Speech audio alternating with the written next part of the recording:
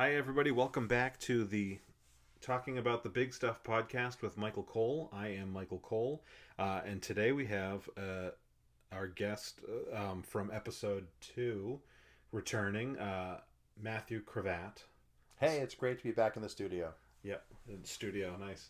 Uh, and we decided yesterday. I don't know, think it was last night. It was sometime yesterday that we would do an AMA episode. The reason I wanted you to come back on was, this isn't to say you were my best guest, so don't let it go to your head. But your episode is the most talked about and most listened to. And Michael, I am the best person you know, let alone your best guest. I think that's debatable. But I wrote on my post last night when I was trying to get AMA questions that it was the most popular or most talked about episode was yours, and I just want to make it clear to any other guests who might be listening that is largely because of the content.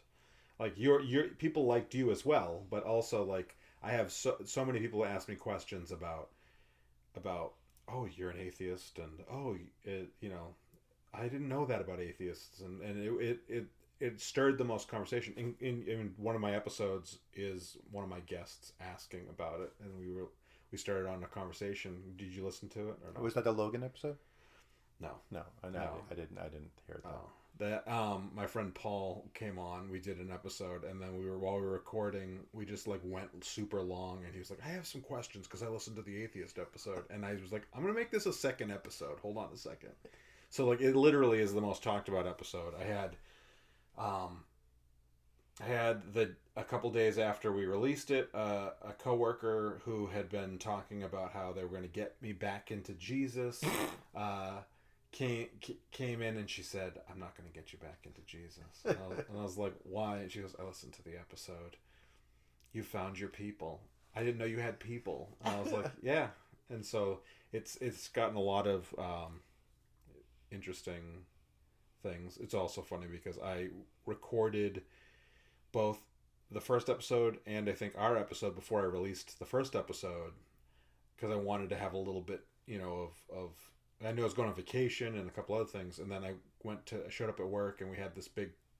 So our episode released on Friday, and on Monday we had this big thing with the entire department, and we were on like a bathroom break, and one of my, not my manager, but a manager at work was like, "I downloaded your podcast for the ride," and because he's driving up, and I was like, "Oh, cool." And then I was like, "Just so you know, if you haven't gotten to episode 2 yet," and then I ended up having to like do that for about 4 or 5 people who were like, I heard you have a podcast." So yeah, it's about movies. You should go listen to it. Yeah. So I didn't build enough of a buffer, so I basically spent the week or so after our episode came out as like a coming out tour at work.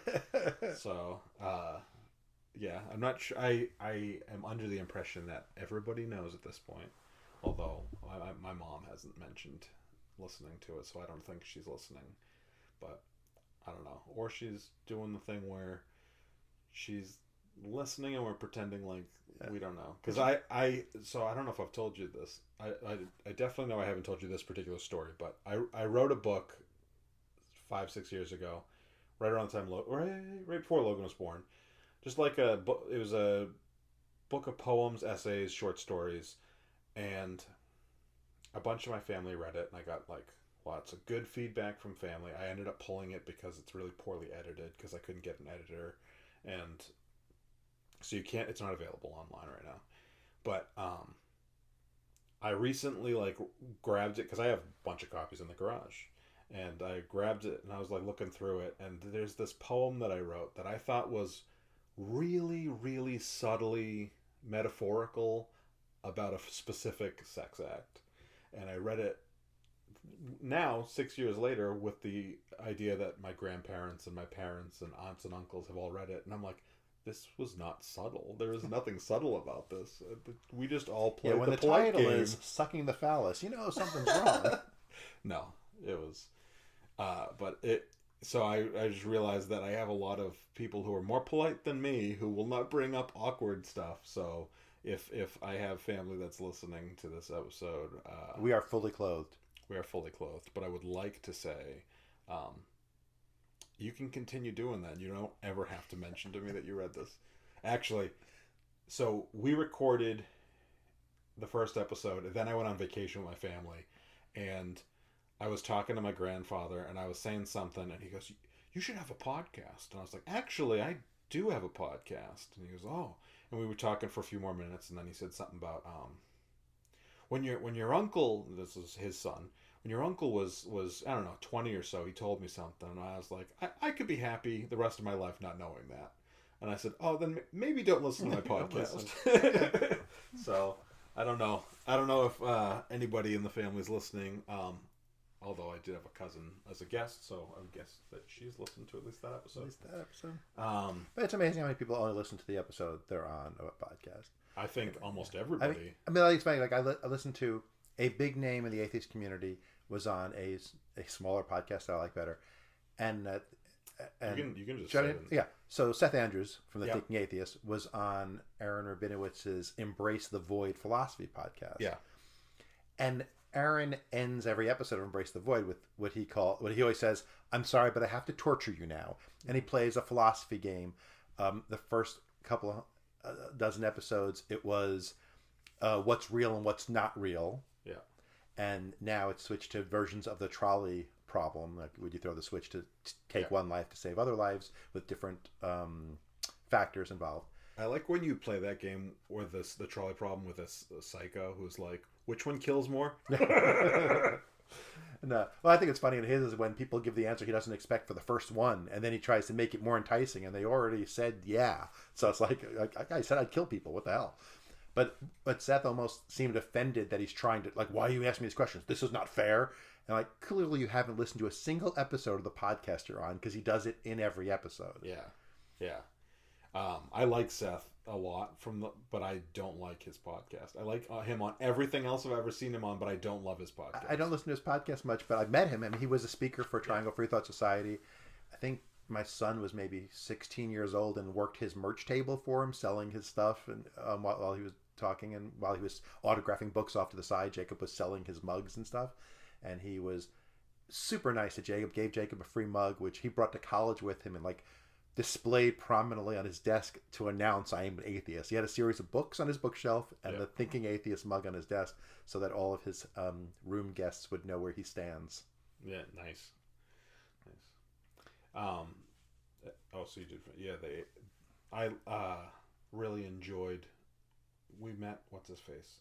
We did meet what's his face? The guy that you just mentioned. Aaron Rabinowitz. Oh yeah, you videoed his first talk for us. Yeah, he was awesome. I've listened to some of his podcasts. I have the problem. So I listened to, what's the science fiction one? Philosophers in Space. I like Philosophers in Space when it's about something I've seen or read. I'm a patron of it, and I skip the ones where I haven't watched the show unless the topic that they're going to talk about seems to be something particularly interesting. Yeah, I kind of feel the same way about god awful movies. I listen to the intro to see and then I skip after the intro a lot. And the documentaries, because the thing is I've seen, other than like the patron or the like special ones that they do, I've never seen any of the movies with that because they're all terrible. But like I saw Boondock Saints and I've seen Phantom Menace and they did those episodes. But I skip most, but anytime there's like a documentary, I find those interesting because you don't really need, because they're not making fun of somebody's acting that I need to have seen their poor acting. It's job. The poor claims that they're taking apart. Yeah. And for the few people who don't know, God Awful Movies is a podcast where they watch mostly Christian films, but occasionally Jewish and Muslim films and Mormon films. I think June is Mormon month, and sometimes documentaries on bad skepticism, kind of pseudoscience stuff, whatever. And they rip it apart, like they roast it like it's a comedy roast. They are horrible and know no boundaries, and if it's your type of humor, it is hysterically funny. But actually I don't listen to it as often as I used to because I got it. I got the jokes. I don't need to hear them again. I like the format. I just they're long episodes a lot of times. So I did it once. One Thanksgiving week. So I guess that would be like during the month of November. One year, my buddy Mikey and I, was my comedy partner, rather than have a speaker at Triangle Free Thought, we try to have a speaker every month. We decided the date of our meeting is like the week before Thanksgiving. People are going to be out of town. Do we really want to bring a guest in when they're getting ready for Thanksgiving? So instead of a speaker, Mikey and I watched like 5 times the movie The Unmiracle, starring Kevin Sorbo and one of the Baldwin brothers that doesn't have talent. And and we basically did a combination of Mystery Science Theater 3000 and God Awful Movies. We kind of blended it. So we had the movie like on Netflix and watched it, projected during our meeting, but we were talking over it, kind of MST3K style, but critiquing it kind of God Awful Movie style. And people came to us afterwards saying, we should do this at least, once a quarter. And we were like, oh, fuck you. No. We had to watch this thing 5 times. I was watching it on a plane, and someone was looking over my shoulder and saw it. I was watching it. And I was like, I'm going to turn on porn. So I look so bad watching this. Yeah. I think I switched to Black Lightning from the CW. Look, I'm watching a CW show. I'm not insane. Don't judge me. Yeah. So we decided we were going to do an Ask Me Anything, Ask an Atheist Anything, and we posted and got 0 responses. But less than 24 hours. Yeah, no, it was not enough notice, and I don't have a big enough following. But I just, but what I did do as a consolation was I screenshotted the last. So I follow the Atheist Experience on YouTube, and they do polls, and so I just kind of took their poll questions, the last 4 or 5 they've had over the last couple months. I guess it's 4. I thought we could answer those. We've already killed 12 minutes, so we... Oh, you got to edit all the stuff about the bestiality and stuff out. No, we're leaving the bestiality in. Oh, sweet. It's part of atheism that they need to know about, so... I hope there's no goat fans in the audience. Or maybe we hope there are goat fans in the audience. Depends on how you're looking at it. Build your audience. Yeah. All right, so the first question that I saw, and this one was posted today or yesterday, was, are babies atheists? That is an interesting question. And it actually gets a lot of debate. Yeah. Because clearly they don't believe in anything because they don't have a belief system. Right. So by the strictest definition of atheism, they don't believe in God. Yeah. Atheist. But at the same time, they haven't been exposed to it and rejected the premise of God. And some people define atheism as rejecting the premise. Yeah. So I will give my answer. Go ahead. So I was going to say no. And the reason I'll say no is technically you're right. If we're giving a strict, atheism is lack of belief, not belief in a lack. Yes, babies are atheist, but like I personally kind of reject it when we hear somebody like a Kirk Cameron who says, I was an atheist till I turned like 18 and then I found, God, and it's like, hey, you were an atheist, you just weren't thinking about it. Like, that's not the same. Like, I get that there is a technical, from a technicality standpoint, yes, and if we were all being like honest, but then they want that atheist cred. They want to be like, I converted from atheism, and that's not really what happened. So I don't think if I'm not gonna give credit to that, I don't want to use babies as our point either. I want to be fair on that. So then the question I have is, when did I become an atheist? I never had any belief ever. True. So when did I become an atheist? When you started to actually think about it. I think when you started to think about it, that's what I would say. Yeah. So, like, for example, my oldest son likes to tell the story that he didn't realize anyone believed in religion until he was in 3rd grade. Like, right. He knew what it was, but like to him it was the same as Harry Potter, with just as much anti-trans stuff in it. He just like actually Harry Potter doesn't have any anti-trans stuff. Well, no clear anti-trans stuff. Just the author does. Just the author. But like he was on the school bus and they were talking about, someone was talking about evolution, and somebody was saying that humans and dinosaurs must have lived together because the Bible talks about the Leviathan. Yeah. And he was like, but that's a book. That's not real. And like that's when he realized that other kids believed it. And I'm like, so is that when he became an atheist? When he realized that he had been all along? Because I mean, he had been all along. He didn't believe it, and he didn't. It's not like he at that point gave it thought. He was just like, It's like, I mean, at what point do you not believe in Superman? He never believed Superman was real. It's like, and I know True. theists get upset sometimes when you use those kind of comparisons, but all fictional characters are the same to me. I don't believe in any of them. There was not a time when I learned I'm not supposed to. I was raised not Yeah. believing in fictional characters. Yeah. No, I understand what you're saying, and I think there is some legitimacy to it, and I'm not. I think that, it's kind of like there's a lot of things we do this with where like we have a strict definition, and then we have the Sandwich layman's version. Yeah. And I don't disagree with you, because I would take your Kirk Cameron and build upon it, and say when like uber religious like evangelist people bring their kids to protest abortion clinics, and they say, I have a Christian family. Are those kids really Christian? Like, do they really understand what they're quote unquote believing? Yeah. So like it's a little different, because Christian is not the opposite of atheist. I mean, believing theism is religions is way drilled down from the equivalent of atheism. It's not atheist or religious. It's atheist or believing in a God, and then religion is down the line after that. But yeah, if we can't give them credit for a 5-year-old actually belongs to a religion when they don't know what the hell they're talking about, then you shouldn't give them credit for being an atheist either.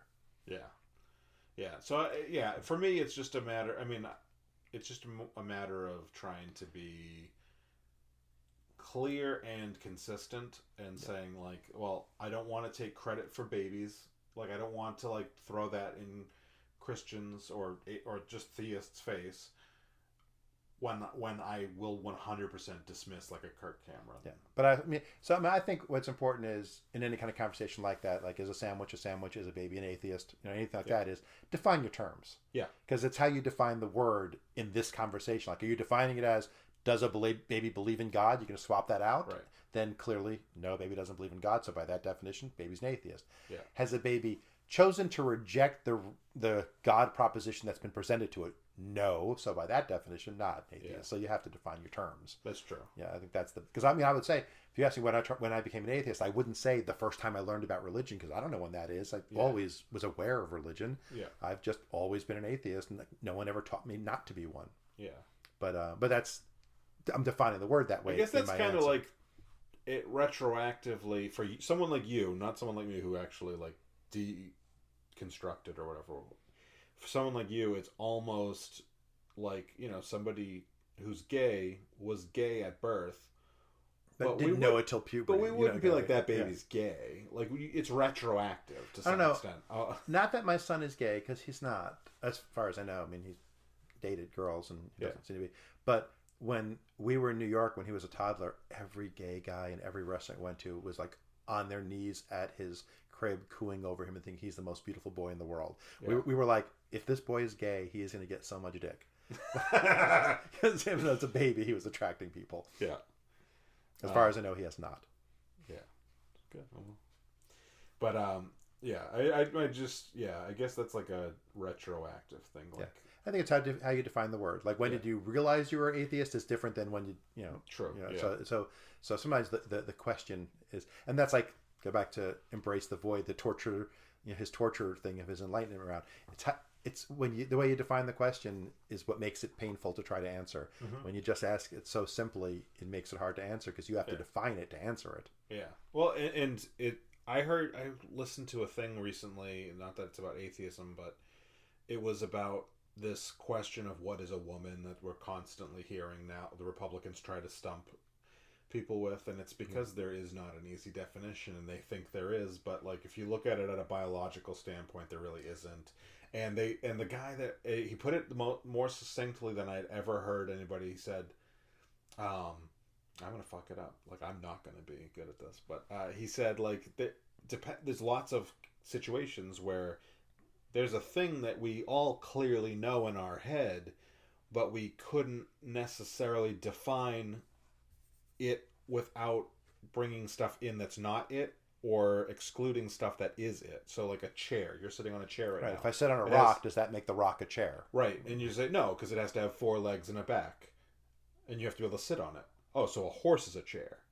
And he was like, so like, there is no definition that encompasses every chair and doesn't encompass anything else. And so there are terms like that, and man and woman can tend to be that, like from a biological standpoint, certainly, and that was interesting. And so the same thing with, you know, this idea of trying to define the terms for atheist and non-atheist. Right. I mean, I think you can define a term for a conversation. Right. It's not a permanent definition. Right. It's for this conversation. This is what I'm saying. Exactly. So we'll say no by the generally accepted Yeah. definition of atheist, which is someone who has made the cognitive rational choice not to believe or to reject the proposal that there are gods. Yeah. Babies obviously have not made a conscious decision to reject the proposal. And I think that there's atheists who've not made a cognitive, rational decision, but would be atheists by our definition. Yeah. Again, Well, I mean, it doesn't have to be rational, but they know that there's God belief out there. They understand what Yeah. God belief is, and they don't subscribe to it. Yeah. All right. The next question is not a philosophical one, so there will be not much debate on this. Okay. A hot dog is a sandwich, goddammit. Okay. Does your family know that you don't believe in gods? Yeah, our answers are very different. I mean, yours is only nuclear, yes, right? Expanded only if they're listening to the podcast. No, I mean, there's enough. There's some. My family is mixed. A mixed bag of. I mean, it could be everybody knows and nobody's acknowledging it, like we said before. But it could also be. Or no one believes it. He thinks he's an atheist. There's several of my cousins that I've mentioned, that I've said stuff to. My sister and my brother-in-law know. My father-in-law and my sister-in-law know. My dad knows. My mom, I don't know. Yeah. And I think it might be one of those things where we just don't end up talking about it because it will make her cry, and she's aware. Yeah, I mean, clearly, if I say that I've been an atheist since I was born because no one ever taught me to believe in religion, then clearly my parents did not teach me to believe in religion. My grandfather, when he was an adolescent in Russia or in Ukraine, we always grew up saying Russia because he was part of Russia then, but we should be more accurate now. Yeah. He lived near Kiev. He came out of religion himself. That's one of the reasons he left his family and came to America, as he didn't fit in. Yeah. The cravat line, my line, was started in the U.S. without religion. And like my mother's side of the family was religious. And my mother claimed to believe until recently. We had a conversation where she was like, well, I don't believe there's like a real God who's up there who cares. I just mean I like to be kosher during Passover and I like to do this. I'm like, oh. So she takes the cultural Judaism to a stronger point than I do. Yeah. And thinks that's not being an atheist because she enjoys doing the religious trappings. I'm like, no, Mom, you're cool. You're a secular Jew. You don't believe that. If you don't believe there's a God up there who you have to atone to on Yom Kippur, then you're an atheist. And she's like, oh, well, then I guess I am. I just never knew it until now. So where does that put the first question? My mother was all along and didn't know it until like last month. But I would say she wasn't until last. Yeah. I don't know. I mean, she wouldn't use the label to identify herself, regardless of what a definition might be. Yeah. But so for me, everyone knows. The world knows. I mean, all my siblings are in the same boat I am. Yeah. Pretty much my wife's family are all Hindu and believing and practicing, and they don't love the fact that she's no longer. But they all know. Yeah. I had another question I was going to ask you that's kind of separate, but it will lead into her family in a second. But so I've been noticing in the last few months, the more I'm talking to people down here and stuff, because I grew up in Massachusetts. There's so many Catholics, and Catholicism really structurally is different from Protestantism in ways that I didn't. I mean, I knew lots of things, but just the way things are talked about. So you mean regular Christianity? Yeah, regular Christianity. And I was realizing recently that I understand. I think you and I have more. I don't know. You were raised more culturally Jewish than religiously Jewish, but still. We have way more in common as a Catholic and a Jew, formerly Catholic and formerly Jew, than I do with a lot of Protestants. It is so, some of the stuff I learn, I'm like, really? I'm forgetting. One thing that I've been asking a lot, I asked one of my coworkers the other day, because she's not super religious, and I asked her, I said, in your church, what do they call the devil? And she goes, the devil? But we didn't really talk about the devil that much. And I'm like, yeah, we didn't really talk. I don't remember talking about the devil that much in Catholicism. But you know, watching stuff online and you know, seeing more evangelicals and more, Southern Protestants, you hear way more about the devil, but a lot of them call him the enemy. And the enemy sounds so goofy to me. Yeah. I think it's bad Hebrew translation, because Satan means the adversary. Oh, adversary! I could not think of the word. Yeah, that's what it means in Hebrew, and it's more of a almost like a legal thing. Two lawyers are adversaries. You know, it's not the enemy, because if you think of the main appearance of Satan in the Old Testament, it's Job, and in the book of Job. In the book of Job, God and Satan are hanging out. And God's saying, look how much my people love me. Look, it's awesome. And Satan's like, yeah, they only love you because you give them stuff. And he goes, well, look at Job. He worships me. And Satan's like, well, he's rich. He's got a family. He's got all this stuff. I bet if all that stuff wasn't the way it is, he wouldn't love you so much anymore. And God says, okay, go ahead. Do whatever you want to him. See if you can shake his faith. You know, so clearly Satan is not some evil enemy. He's an adversary in the conversational thing. It's a rhetoric device to discuss religion and faith. You know, here's the one side, faith, and here's the other side. It's only because you're getting something, and that's what Satan means. It's a noun. It means adversary. It's not a name. And it just became a name, you know, through iterations and translations. Yeah, you just made me want to read Job. That sounds like a really interesting story. Like, it's really good, especially the end. The end is amazing. It's so Jewish. The end is so Jewish. It's amazing that Christians use Job so much. Simple Man or whatever, and I know that's like a metaphor for it. So I kind of understand the structure, but they take the God part specifically out of it. So I didn't know that part of it where it was, you know. Yeah, it's literally they're like the children of God are talking to God, and Satan is one of them. He's like not in hell. He's with God, which really messes up all the stories you always hear with like, being in hell is the punishment, being away from the glory of God. It's like, but what about the book of Job? He's right. Which in Jewish terms, it's clearly poetic. It's clearly not meant to be a historical document. That particular story is not meant to be historical in any way. It's allegory. Yeah. And as Lewis Black likes to say about the problem Christians have with the Old Testament is, the Old Testament was written by Jews for Jews, and we know we lie. No one expected anyone to believe this. Yeah. Something that randomly came up today. So I follow this Instagram account called Christian Nightmares, and it's just like people posting cringy videos of people being like ridiculous, you know, like cringy. So that video of the woman with the hocus pocus shit a couple weeks ago being like, Gooch or something. Gooch, yeah. I mean, that's sad for her that her name is Gooch, but I have a Gooch story too. So do I. It's my boss's name. Yeah, oh yeah. That's why I remember it. Well, there's a strap on kids. There's a strap on kid? There's on a kid's a life vest.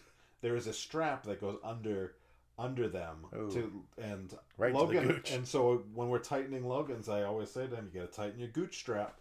Pull yourself up by your Gooch strap." and he laughs and he calls it the Gooch strap now. But anyway, you're watching Crazy Hocus Pocus Lady. Well, that's the kind of thing they focus on. But there's been lots of them, and some of them are funny, and some of them are just like, ugh, it's stupid, I don't care. But one thing that's fairly common is there's like some really, really hot women on these things being really cringy. And I was like, why is it that there's so many hot Christians? And I was like, oh, because they're like 19 and they're hot, so they've never experienced anything bad to shake. Oh, like, yeah, God, the plan's working. Look it. I look like this. I'm a smoke show, and I'm 19, and life hasn't slapped me around yet. So God's got to be real. Not that that's a good reason to not believe in God, but it is a good reason to stop believing the like everything's gonna be okay because God has a plan. You know. Yeah. When everything is working out for you, it's easy to say, hey, everything works out. Yeah. And when you look like me, it's really easy to believe that there's no God. Because how could there be? That's actually when I lost my faith, when I met you. Yeah. Anyway, so back to the, you and I having like more in common, I think, than me and Catholics and Protestants down here. But like, I don't know much when you're saying the thing about Madhavi's family being Hindu and not loving it. Are they so? Like I know Jews are not a proselytizing people for the most part. Only within Judaism. Yeah. There are sects of Judaism that try to get non-religious Jews to be more religious, but nobody's looking for converts. Okay. So in fact, you're supposed to turn a convert away 3 times. Oh, you're not. You're supposed to discourage people from converting. Gotcha. But like, so that's mentality wise, because I don't know much about Hindu as a culture. Are they? No proselytizing at all. No, but is there like is her family disappointed because it's a cultural thing, or just because they're family? It's, you know what I'm saying? Yeah. So I don't know exactly what you're saying, but you have the answer in what you said. Regardless, their biggest disappointment is the fact that religion and culture in Judaism, it's very similar to, and even in Catholicism. If you consider Catholicism having a culture, it's because it's so ritual oriented, right? Yeah.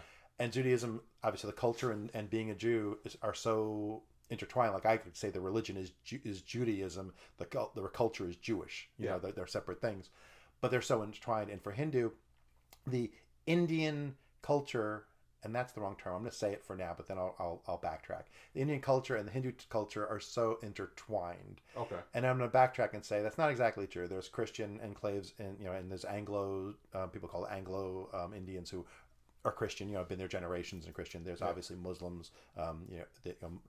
The split between India being Hindu and Pakistan being Muslim, but there's Hindus in Pakistan. There's Muslims in India. Right. And really, the cultural things are really more state. Locale, like what part of India you're from, because they were all different kingdoms before England, and then each of them had their own twist on the religion. So it was that the religion was part of the culture of the state you were from, how you interpreted your religion, how you practiced it. So her mom, dad passed away, and her sister get more upset. They see her as rejecting India because she rejects Hinduism. And Madhavi's like, I will read the Mahabharata, which is one of their, we'll say holy books, but one of the cornerstone stories. Yeah. She'll read it all day. She loves it. She loves to watch Indian epic movies about their religious stories. She just doesn't believe they're true. And her family doesn't get that. To them, it's you accept it or you hate it. Like there's no middle ground of being culturally Indian to them. That's, I think, where their biggest disappointment is, that they don't understand that she just don't think it's true. Yeah. I think it's ridiculous that you think it's true. Yeah. Yeah. Okay. That makes sense. The reason I ask is like my family, the ones that would be disappointed or are disappointed, if they know. I think that they would be disappointed because they think like I'm either going to go to hell or I'm not going to go to heaven, but then I think there's also a little bit of like, like if my, mom's church friend heard that I was atheist, they would be like, "Oh, that's too bad for him," and like, I don't think, and it's like a pity thing in a way too. It's so that's why I don't know, because I'm starting to realize I thought I knew a lot about Christianity, and because we learned a lot about other Protestant stuff in school. And I'm starting to realize, oh no, there's some stuff that's very foreign to me that I didn't know. So I can only imagine what something like Hinduism, which is entire. I mean, I understand that it's polytheistic, and I know a couple of. My sister-in-law would argue with you on that point. Okay. And then I was like, how can you say it's not polytheistic? She there are all aspects of God, and I'm like, that makes no sense. And I go up to the ultimate source of knowledge, Wikipedia, and it says it's monotheistic, and they're just looking at different aspects. And I'm like, but it doesn't make sense at all then, because like the story of Ganesh is that his father was traveling, his mother was lonely, she said, I want a son, so she created a son. She was taking a bath, he was standing at the door, daddy came home, didn't know who the son was, killed the son, went in to the mother said, oh my god, you killed my son, bring him back to life. And he had chopped his head off, so he grabbed the head of the first animal he saw, an elephant, and put it on the son's head and brought him back to life, hence Ganesh having an elephant head. And I'm like, okay, that story works as told, and that's an abbreviated version. But if you make it's one God in different aspects. It's God was out, so God was lonely, so God made God, and when God got home, God was in the shower, and God didn't know God was outside, so God killed God, but then God told God, why'd you kill God? So God brought God back to life. It doesn't make sense if it's monotheistic. Okay, even I as a story. understand as somebody who was mostly Jewish theology is your most what you're raised with. As a Catholic who was told that the three are Father, Son, one, and the Holy Ghost. and that he had to sacrifice himself to himself in order to fulfill, just in order to satisfy himself to fulfill this promise. It's not that far off. But that makes as little sense. But when Right. you believe it, you ignore the fact that it doesn't make sense and say, as George Carlin always said, well, it's a mystery. Yeah. You're not supposed to understand it. But yeah, but I was saying that Yeah. while it's polytheistic in practice and from our view, Yeah. my family says that they consider it like there is only one God and it's just aspects of God that the story is being told. Which, whatever. Yeah. Like it doesn't say that anywhere in the holy books. You know, Yeah. that's just I think that's just an influence of they were ruled by England so long, and now they're in part of a global culture where monotheism is the norm. They've just kind of warped their culture to fit in better. Yeah. That's my thought. I don't know if that's true. I'm saying that's my thought. Yeah. That does make sense Yeah, to me. and I think one of the disappointment things for both Judaism and Hinduism, or being ex-Jewish, ex-Hindu, and maybe to an extent ex-Muslim too, though I think that may be more religious than culture, that the upsetness is. But are you giving up the culture? Like, are my grandchildren, like my children were raised much less Jewish than I was, and I was raised much less Jewish than my mother was. So we are, well, if you go by homeopathy, we're becoming stronger Jews. But if you go by normal things, we have watered down the religion the way we don't, we don't practice it. So if everyone was like us, Judaism would be a distant memory at some point because we're not bringing the traditions down. Because I gotta say, my kids practice one or two holidays in the most minor of ways, so it's definitely watered down. Like I didn't bar mitzvah my kids because I was going to go make them learn Hebrew, and little did I know Jacob would be a polyglot and learn German and Yiddish and Arabic, and he probably could have learned Hebrew in a weekend if he wanted to. Yeah. I was just thinking about the fact that I didn't know what a polyglot was, and I was about to ask you, and then you immediately filled it. Kind of I've definitely defined heard. it. I've Give heard it to that. you I've in heard context. the term, but yeah. More than one glot. Yeah. Yeah. Anyway, so Next question. Next question. I'm gonna say one of them. I think we kind of did on the last episode, so I think maybe we'll either skip it or we'll come to it at the They end. copy us. Yeah, I mean, so the last question that I had found on here was, could you date a non-skeptic? My wife would probably not appreciate it. Yep, that's exactly what I was going to answer if you didn't say it. No, I mean... Yeah, my wife was still practicing Hindu when we started dating, and like I said, I was atheist forever, so... Yeah. And I'm sure some of the girls I banged on the side were. Yeah. To be honest, I don't know. Because I wasn't an atheist the last time I was dating, so like... I would say it's like a spectrum. Yeah. Like, there's a certain amount, right? I mean, your wife is not an atheist, and you don't have a problem being with her. Right. But she's not an evangelist, so it's a spectrum. And then for skepticism, it's, you can believe some things. It's one thing if you're, believe in flat earth theory, then no, I could not be with that. Yeah. I'm sorry Sarah... if I just shocked anybody. The earth is spheroid. Well, why isn't it called the Atmo Flat? I saw that the other day. I thought it was awesome. No, I agree that there is a spectrum, but I will say that my first girlfriend, and obviously this was when I was 18, and so I was dramatically more religious than I was even when I met Sarah. She was what I would now probably classify as a nut job. Like, she was intense. They spoke tongues. She took me to her church. And we dated for 2 weeks. I mean, tongues is something I look for in a date. Yeah. Yeah. But, I mean, so I dated somebody, but like I said, I haven't been single since. If we talk too much shit on this podcast, I could be single again. Sarah might ditch me. No. But Sarah... is definitely not the most religious person that I've dated. I don't know. There's two girls that I dated that I'm kind of curious. Actually, no, the first girl was really religious. Basically everybody else in between her and Sarah, I don't really know. I know their religious affiliations that they were raised with, but I don't have any idea. Like, my next girlfriend, we never went to church. Except for, like, when my mom was making us go to mass for Christmas or whatever. And I know she was raised Protestant of some kind. The next one was Jewish, but it never seemed more than cultural to me. And then I don't think it is for rabbis. yeah, so I kind of oh, the next one after that was Jewish. Also, I dated 2 Jews. Yeah, Um, probably as many as I've dated.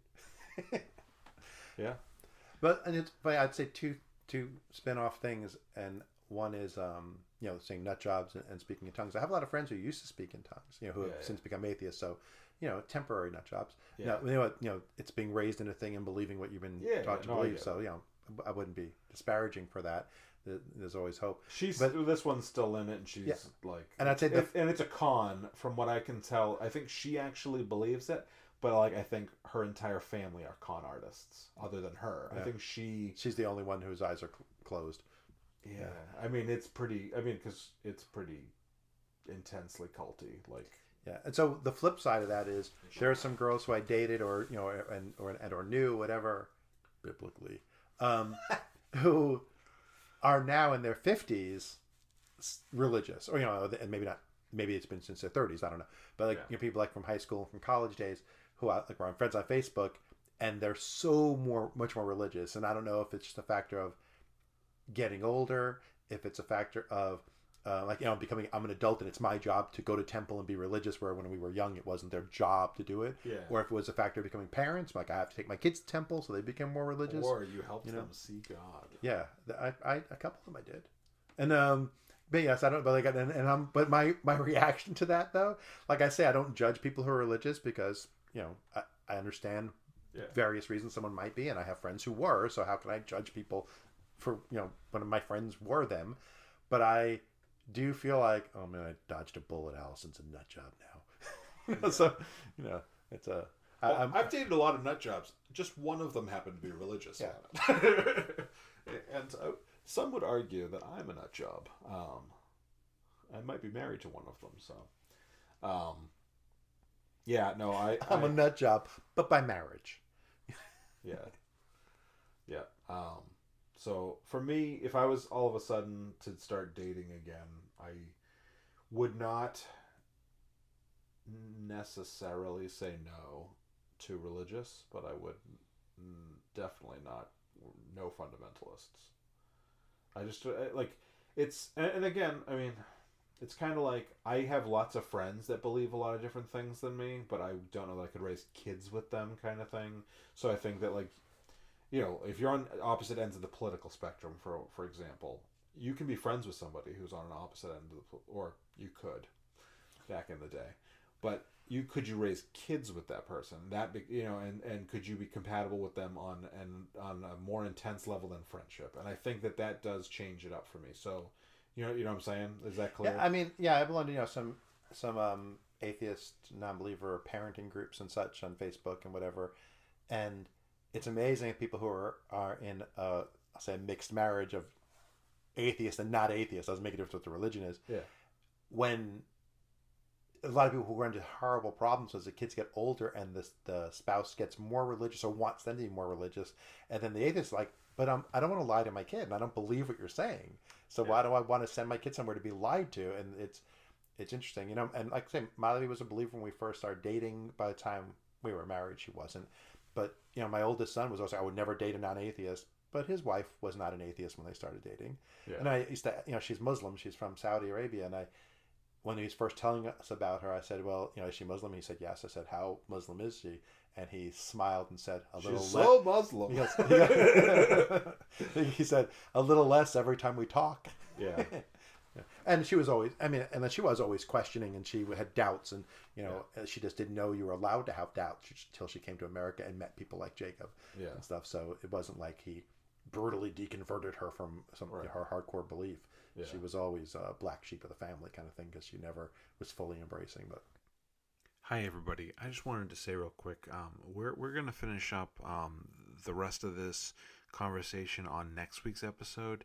We at this point get kind of off topic of atheist specific things and kind of get into a different topic, so I thought it would be a good place to cut it.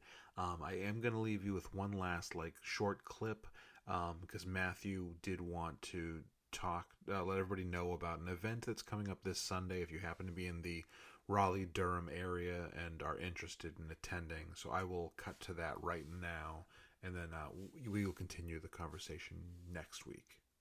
Do you have anything you want to plug or mention? Is this coming out tomorrow?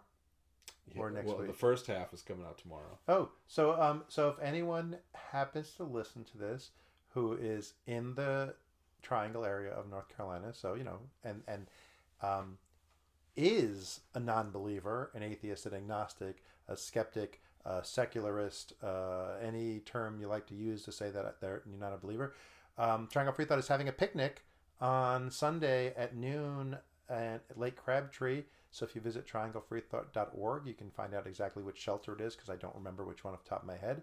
Okay. I think we're getting catering from Neomond, so a little nice. Mediterranean food. It's Sunday, October 30th? That is Sunday, October 30th. It's coming out this Friday, yeah. Nice. And so our last picnic of the year, and anyone is welcome to come. Except for our end of year Festivus celebration, almost just about everything we do is open to non-members, because we are here to build community for people. We mentioned that way up in the beginning about community, and that's why my organization exists. It's one of the main reasons we exist, is community.